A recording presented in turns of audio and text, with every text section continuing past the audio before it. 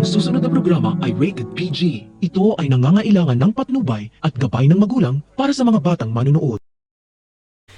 Magiging klaro na ang lahat para kay Edward kung bakit si Kuya Paulo niya ang paborito ng kanilang ama dahil malalantad na ang sekreto sa kanyang pagkatao.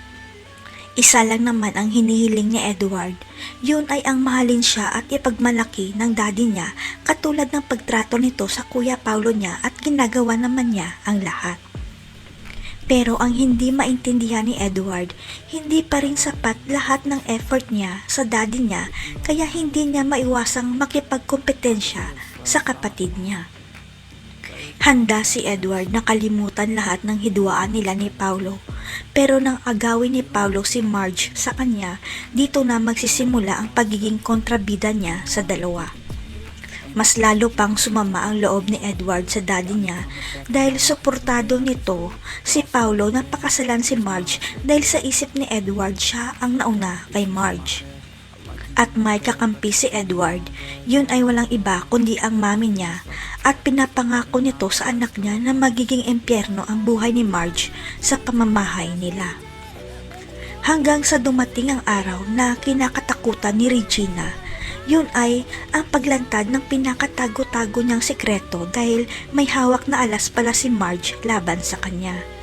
Magugulantang na lang si Regina nang kumprontahin siya ni Edward dahil may nagpadala sa kanya ng dokumento na nagpapatunay na hindi siya isang Torrecampo. Dito na isisiwalat ni Regina kay Edward na hindi siya tunay na anak ni Greg at nakahanda si Regina na ipakilala sa bunso niya kung sino ang tunay nitong ama. Ang hindi alam ng lahat, alam na pala ni Greg na hindi niya anak si Edward. Ito ang dahilan kung bakit wala siyang amor kay Edward at hindi dapat malantad ang bahong ito. Magtataka na lang si Edward kung bakit kasama ng mami niya si Mr. Valderrama at gumuho ang mundo niya nang sabihin nito na ako pala ang tunay mong ama, anak. Tinanggap kaya ni Greg si Edward bilang anak dahil investor niya ang ama nito.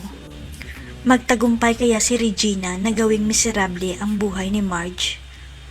Abangan. I can feel the sweat inside my palm.